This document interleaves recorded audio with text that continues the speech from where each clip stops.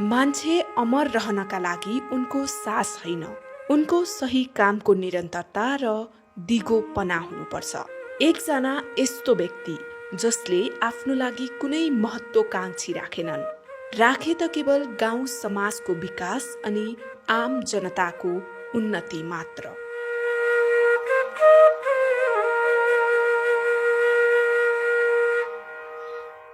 यिनी हुन् ताप्लेजुङ जिल्लाको सानठाक्रा थेवारामा पिता श्री अमरजङ लोङवा लिम्बू र माता श्री धनमाया लिम्बूको कोखबाट जन्म लिएका स्वर्गीय श्री कमान सिंह लोङवा लिम्बू।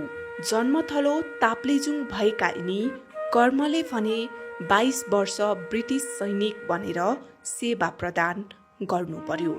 सैनिक जीवनको अवकाश पश्चात झापाको भद्रपुर बसेका उनले समाज सेवा गर्ने र यहाँको जीवन स्तर र आर्थिक स्तर उकास्नकै लागि राजनीतिमा होमिए।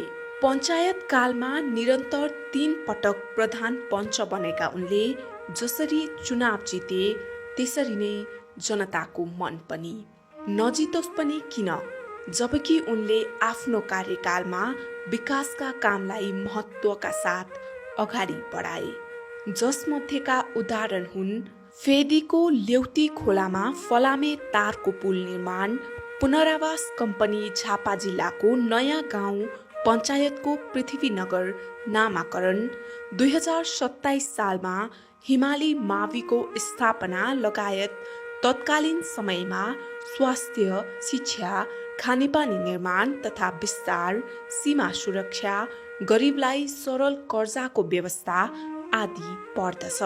पञ्चायत कालमा जनताको छोराछोरीले शिक्षा पाउनु हुँदैन भन्ने पुरातन मानसिकतालाई तोड्दै हिमाल मावि लगायत अन्य धेरै विद्यालय खोल्न सफल हुनुभयो। भारतीय सैनिकबाट निवृत्त बुबा हुँदा पनि आफूले विद्यालय जान नपाएकोले उनी सधैँ शिक्षामा जोड दिनुहुन्थ्यो, जसले गर्दा पनि आज ताप्लेजुङ र झापा मात्र नभई सम्पूर्ण नेपालीले सम्झिरहेका छन्। जसको सम्मान स्वरूप दीपक लामाले स्वर्णिम इतिहासमा वीरताका गाथा नामक किताब समेत लेखेका छन्। सानो उमेरदेखि नै चञ्चले स्वभावका उनी खेलकुदमा रुचि रहे पनि कुनै पनि खेलमा सामेल हुन सकेनन्। कला, साहित्य र खेलकुद राष्ट्रको गहना हो भनेर नै त्यो जमानामा समेत खेलकुद मैदानको निर्माण गरियो। त्यस कार्यले पनि उहाँको दूरदर्शिताको आङ्कलन गर्न सकिन्छ। भूमिहीन तथा सुकुम्बासी जनतालाई भूमिको व्यवस्था गरी गरिबले पनि बाँच्न पाउनुपर्छ भन्ने उनको सोचलाई आज जो कोहीले चाहेर पनि बिर्सन सक्दैनन्। निवृत्त ब्रिटिस सैनिक भएकोले पनि आर्थिक रूपले सम्पन्नता रहेको उनलाई भ्रष्टाचार गर्ने र गराउने व्यक्ति पटक्कै मन पर्दैन थियो। भ्रष्टाचार नगरेकैले सोचे अनुरूप काम गर्न सफल बनेपछि उनी भद्रपुर जनताको ढुकढुकी बन्न सफल बने। जीवन र जगतको कठिन सङ्घर्ष गर्दा गर्दै देश र जनताको सेवामा समर्पित हुँदा हुँदै जसरी बगेको खोला फर्केर आउँदैन, मानिसको चोला पनि उस्तै रहेछ।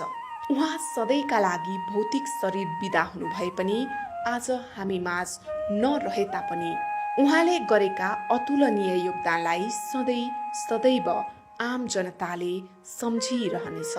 उहाँको अभाव खड्किरहनेछ। म मरे तापनि पृथ्वीनगर कहिल्यै मर्ने छैन, मेरो गाउँठाउँ बाँचिरहनेछ।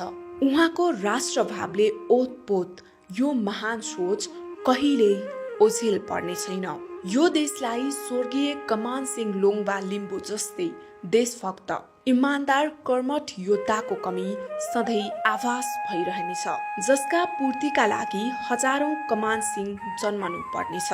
बिहानी आशाको किरण लिएर उदाउनु भएका स्वर्गीय कमान सिंह लिम्बू स्वर्णिम इतिहासमा कहिल्यै अस्ताउने छैनन्।